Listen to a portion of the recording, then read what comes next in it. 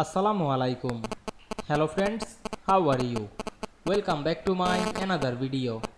In this video, I am going to show you how to add double row border in Microsoft Excel. Let's get started. At first, you have to open your Excel workbook. We can see here a data sheet. Now we want to add the double row border to this data sheet. At first, select the sheet, click and drag on our mouse.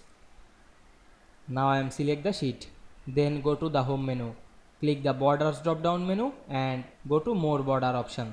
Then select the border option. Now we can see here many border style. Now I am select the double border.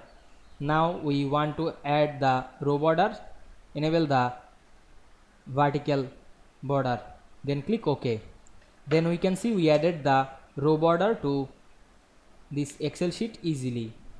Now we want to make sure the border is added. Go to the file menu and click the print option and check the preview.